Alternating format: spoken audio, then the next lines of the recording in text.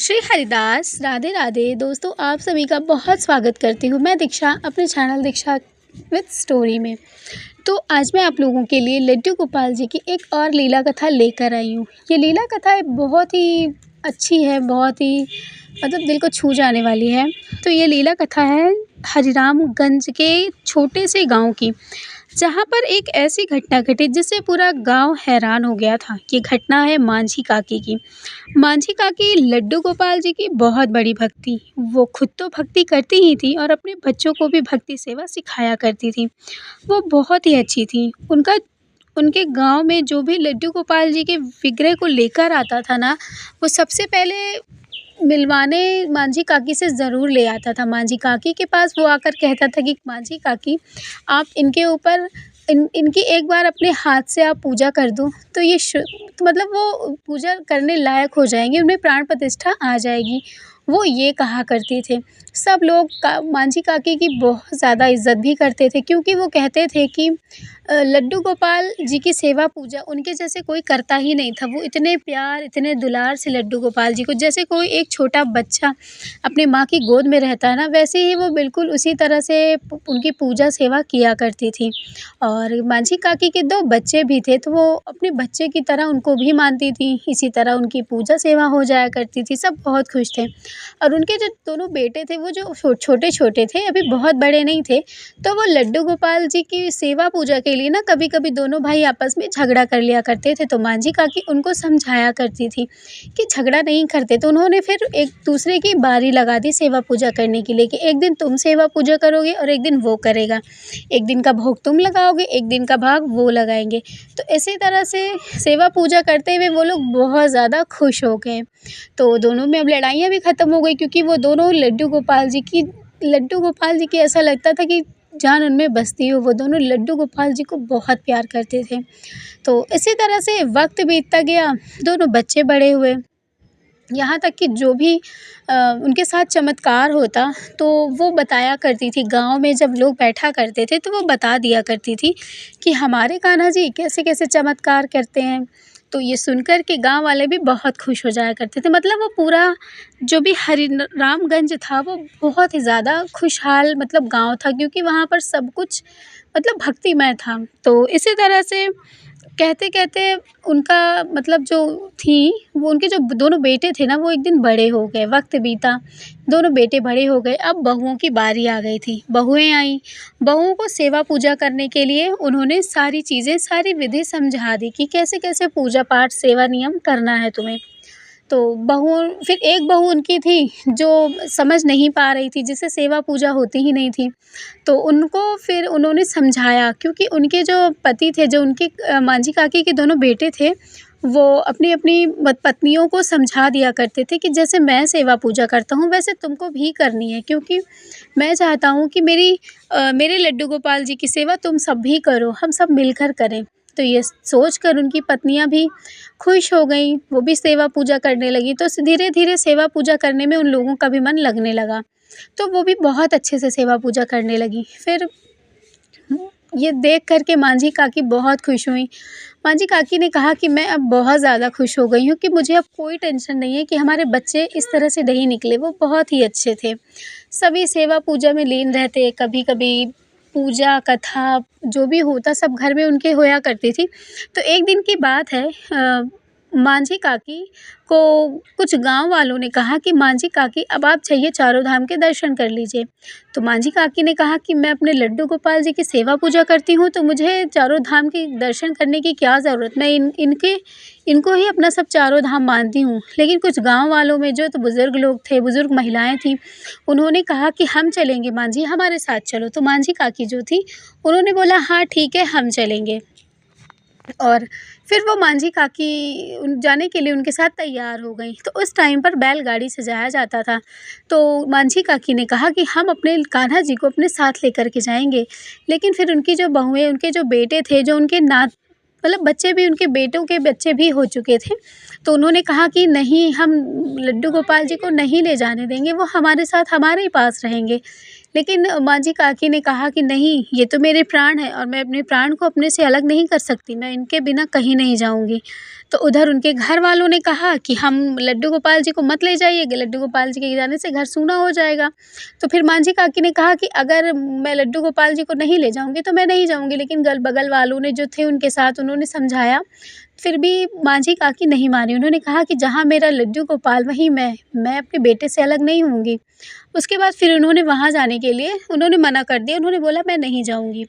इसी तरह से टाइम बीतता गया, काकी फिर कहीं नहीं जाती वो, क्योंकि वो अपने लड्डू गोपाल जी के बिना कहीं नहीं जाती थी और उनके लड्डू गोपाल जी के प्राण सब में बसने लगे थे, उनके पोते में, उनके उनके बच्चों में, उनकी बहुओं में, कोई उनको छोड़ना नहीं चाहता था। एक पल के लिए अगर उनको कोई ना देखे ना तो हैरान हो जाता था कि लड्डू गोपाल जी को कहाँ है, कोई भोग लगाने में कोई कमी नहीं, सब कुछ बहुत ही अच्छे से लोग किया करते थे। उसके बाद एक दिन की बात है, काकी एक जगह पूजा में गई थी, गाँव में शायद कुछ पूजा हो रही थी, तो लोग उनको बहुत मतलब हमेशा पहले बुला लिया करते थे। तो उनको उन्होंने पहले बुलाया, उन्होंने उनसे कहा कि काकी आज हमारे यहाँ पूजा है और आप ज़रूर आइएगा। तो काकी ने भी कहा ठीक है। तो उन्होंने बोला कि हमारा मतलब वो ये सोचते थे कि काकी मतलब इतनी अच्छी, इतनी शुद्ध हैं कि उनके पैर जो है हमारे घर पड़ेंगे ना तो हमारा घर पवित्र हो जाएगा, और वो कहते थे कि हमेशा आप अपने लड्डू गोपाल जी के साथ हमारे घर आया कीजिए। तो जब काकी ने ये बात कही तो मतलब जब लोगों ने बात कही तो जो मांझी काकी थी उन्होंने बोला ठीक है, मैं लड्डू गोपाल जी को लेकर आऊँगी। तो जब लड्डू गोपाल जी को ले जाने की बात हुई तो मांझी काकी ने बताया कि मुझे वहाँ जाना है, पूजा में उन्होंने बुलाया है। तो उनकी जो बहुएँ थे उन्होंने बोला कि नहीं माँ जी मत ले जाइए। तो उस दिन मांझी काकी को कभी गुस्सा नहीं आता था, लेकिन उस दिन मांझी काकी बहुत ही गुस्सा हो गईं। उन्होंने कहा कि ये लड्डू गोपाल जी मेरे हैं, तुम्हारे नहीं हैं, इसलिए तुम इनको ज़बरदस्ती ये नहीं कह सकती हर वक़्त इनको मत ले जाओ, मेरे लड्डू गोपाल जी हैं, मैं ले जाऊँगी। ये बात सुनकर उनकी जो बहू थी वो बहुत ही ज़्यादा हैरान हो गई। उन्होंने कहा कि माँ जी मैंने ऐसा कुछ भी नहीं कहा आपको, आप उन कान्हा जी को ले जाइए, मैंने तो बस ऐसे ही कहा कि आप उनको मत ले जाइए, जब आप नहीं रहती ना थोड़ा-सा सेवा का मौका मुझे भी मिल जाता है। मैं भी अपने कान्हा के पास बैठ के थोड़े से भजन गुनगुनाती हूँ। तो ये बात जब उन्होंने बताई तो कहती हैं कि मुझे ना जाने क्या मतलब उनको ना जाने क्या हो गया था, उनकी जो बहू थी वो मतलब उनको पता नहीं क्या हो गया था, उनको कुछ समझ में ही नहीं आ रहा था कि इस तरह से वो कैसे कह दी। तो फिर वो बहुत ज़्यादा गुस्सा हो गईं और उसके बाद वो लड्डू गोपाल जी से कहीं कि हर जगह जाने के लिए तुम मेरे साथ मना कर देते हो ना, लो मैं तुम्हें आज के बाद कहीं नहीं ले जाऊँगी। जाओ, तुम अब जाओ यहाँ से, मैं तुमको अब आके देखूँगी भी नहीं। सिर्फ़ मांझी काकी ने इतना ही कहा था। इसके बाद इतना कह कर के वो कथा सेवा में चली जाती है। तो जब कथा में गई थी वो, उनके यहाँ कथा हुई तो जब वो वहाँ पहुँचती हैं तो उनसे पूछा जाता है कि लड्डू गोपाल जी कहाँ हैं? तो उन्होंने बोला कि लड्डू गोपाल जी नहीं है, वो पता नहीं कहाँ चले गए इसलिए वो नहीं आए। उनकी ये बात सुन कर के उन लोगों को बड़ी ही बहुत ही हैरानी हुई कि काकी जो इतनी सुलझी हुई थी, जो इतनी नेक दिल की थी, वो ऐसा कैसे कह सकती हैं? तो उनको खुद को कुछ समझ में नहीं आ रहा था कि वो ऐसे क्यों कह रही हैं, क्यों बोल रही हैं। ये बात उन्होंने कह दी, उसके बाद फिर करीब 2-3 घंटे के बाद जब वो पूजा-वूजा ख़त्म हो गई, तब वो घर गईं जब अपने, तो उन्होंने जब घर गईं तो उनकी बहू वहीं पर बैठ कर के रो रही थी। उनकी बहू रो रही थी, उनकी दोनों बहुएँ रो रही थीं, बेटे नहीं थे घर में, तो जब रो रही थीं उनकी, तो उन्होंने पूछा कि क्या हुआ? तो उन्होंने बोला कि माँ जी जब आप चली गई थीं यहाँ से, तो सर्दियों का मौसम ख़त्म हो गया था, तो हम लोगों ने मतलब सारा जो भी घर में काम, कपड़े वग़ैरह फैले थे, मैंने उसको हटाया। हटाने के बाद मैंने सोचा कि मैं कान्हा जी को भोग लगा दूँ, और जब मैं भोग लगाने के लिए गई, मैंने सारा काम निपटा लिया, उसके बाद जब मैं भोग लगाने गई तो कान्हा जी वहाँ थे ही नहीं। तो ये बात सुन कर के काकी बिल्कुल हैरान हो गई। मांझी काकी ने कहा कहाँ चले गए वो? तुमने कहा था ना कि तुम उनको अपने पास रखोगी। तो उसने कहा कि हाँ, मैंने उनको उठाया था, लेकिन फिर मैंने उनको मंदिर में बिठाया, उसके बाद मैं अपने कामों में लग गई। फिर मैंने सोचा उनको भोग लगा दूँ और फिर अब वो है ही नहीं। इतना कह के मांझी काकी बिल्कुल ऐसे धम से बैठ गईं। उनको बिल्कुल हैरानी हो रही थी कि लड्डू गोपाल जी कहाँ जा सकते हैं घर से। तो फिर उनके मतलब दोपहर में उनके बेटे आए, फिर बेटों को आने के बाद बताया गया, तो उनके बेटे भी बहुत हैरान। मांझी काकी का तो रो-रो कर बुरा हाल हो गया था। वो बहुत ज़्यादा रोने लगी, बहुत ज़्यादा रोने लगी। उन्होंने माफ़ी माँगी कि कान्हा, मैंने तुमको इस तरह से तुमसे तिरस्कार से बात की, मुझे माफ़ कर दो।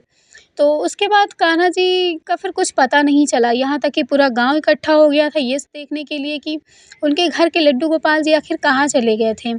तो बहुत ज़्यादा मतलब ढूँढा गया, लड्डू गोपाल जी कहीं नहीं मिले, घर में पूरे ढूँढा गया, कहीं नहीं मिले, सब लोग बहुत परेशान, पूरा परिवार रो रहा था, ऐसा लग रहा था जैसे उनके घर में कोई अब ख़त्म हो चुका है, इसीलिए इस तरह से वो लोग रो रहे थे। इतना ज़्यादा मांझी काकी रो रही थी कि बहुत ज़्यादा उनकी हालत ख़राब थी, तो वो बेहोश भी हो जाती थी रोते हुए।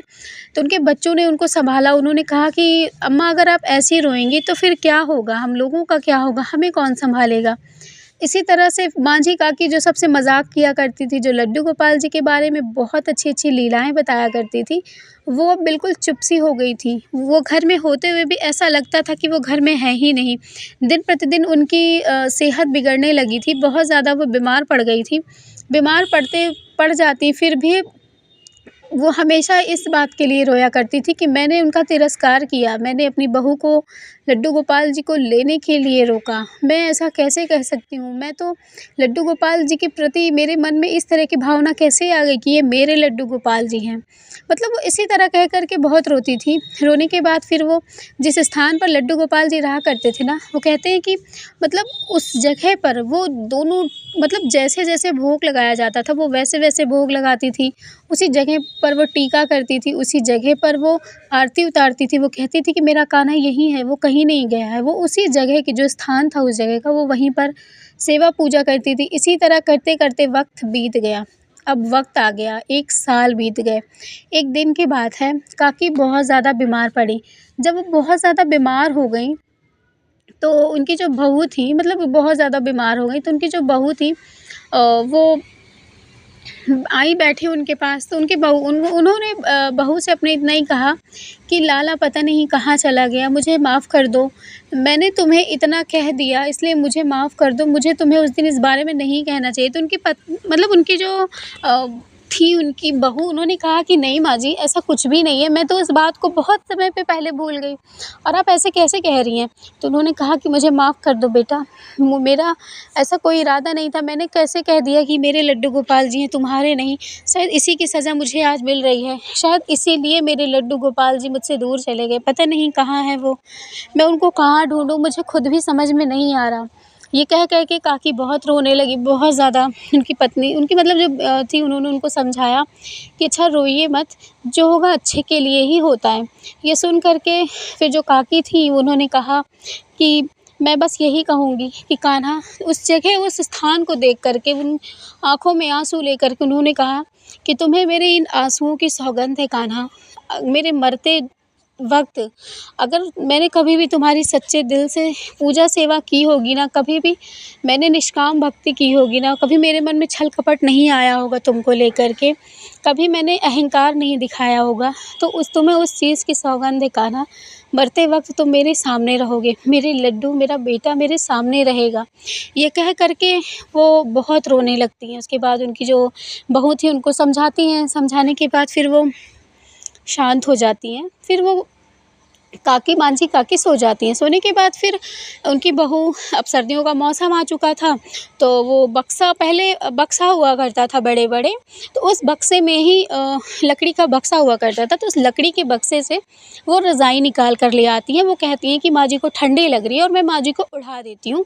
तो उन्होंने माँ जी को उढ़ाने के लिए मांझी काकी को रज़ाई निकाली और वो रज़ाई ले आकर के उन्होंने डायरेक्ट ऐसे मतलब ले आकर के उनके ऊपर डाल दिया। जब वो उनके ऊपर फैलाती हैं रज़ाई, तो रज़ाई से ढनकते हुए एक चीज़ जाकर ज़मीन पर गिर पड़ती है, और जब ज़मीन पर गिरती है तो ये चीज़ देख कर के जो उनकी बहू थी ना, उनकी चीख निकल जाती है।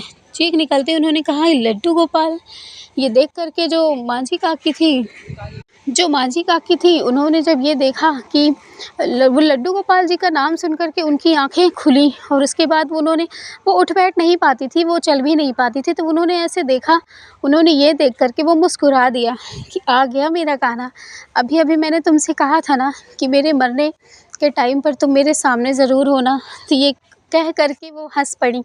उसके बाद फिर ये देख कर उनकी बहू भी बहुत ज़्यादा खुश हो गई। लड्डू गोपाल जी को उठा के उसने तुरंत अपने माथे से लगाया। उसके बाद वो ले कर के उन्हें वहाँ से मंदिर में ले जाती हैं। तो उनकी जो मांझी काकी थी, उन्होंने कहा मंदिर में मत ले जाओ, इन्हें मेरे सामने बैठाओ। तो वो उनको वहीं पर सामने बिठा देती हैं।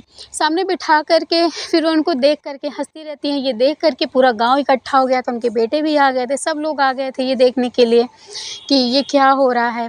तो जब वो उनके बेटे सब लोग आ गए, तो बस वो मांझी काकी लड्डू गोपाल जी की तरफ देख कर के ही मुस्कुराए जा रही थीं। तो सब गाँव वालों ने सोचा कि अब मांझी काकी बिल्कुल ठीक हो जाएँगी और पहले जैसे फिर से लड्डू गोपाल की सेवा करने लगेंगी, क्योंकि अब लड्डू गोपाल जी उनके मिल गए हैं। लेकिन जब उनका बेटा आया तो उनके बेटे ने जब उनको हिला के बोला कि अम्मा क्या हुआ, लड्डू गोपाल जी मिल गए? तभी उन्होंने देखा कि अम्मा के हाथ झूल गए और वो लड्डू गोपाल जी को देखते-देखते ही अपने प्राण त्याग दिए उन्होंने। फिर ये देख कर के उनका जो बेटा था वो रोने लगा बहुत, पूरे घर में मातम सा छा गया। लेकिन अम्मा की आँखें अभी भी लड्डू गोपाल जी के ऊपर ही टिकी हुई थी। फिर उन लोगों ने आँखें बंद की। फिर मांझी काकी अब इस दुनिया से छोड़ कर के चली गई थी। शायद उनकी आखिरी इच्छा पूरी करने ही लड्डू गोपाल जी आए थे। फिर उनकी जो बहू थी, फिर उन्होंने याद किया, उन्होंने बताया कि जब कुछ साल समय पहले जब अम्मा उनके यहाँ पूजा कथा में जा रही थी, तो मैंने कहा था कि आप उनको मत ले जाइए, और मैंने लड्डू गोपाल जी को उठा कर के उसी रज़ाई के पास रख दिया, और शायद मैंने ही गलती से उस रज़ाई में लपेट कर लड्डू गोपाल जी को उस बक्से में बंद करके रख दिया था।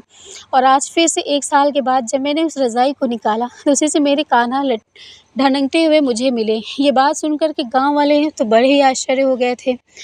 फिर अब कोई क्या कर सकता था? शायद मांझी काकी की उम्र ही इतनी लिखी हुई थी। तो ये थी आज की लड्डू गोपाल जी की लीला कथा। आपको कैसी लगी ज़रूर बताइएगा। मांझी काकी की लीला कथा। तो चलिए, मिलूँगी आप लोगों से लड्डू गोपाल जी की नई लीला कथा के साथ। तब तक के लिए राधे राधे, जय श्री कृष्ण, श्री हरिदास।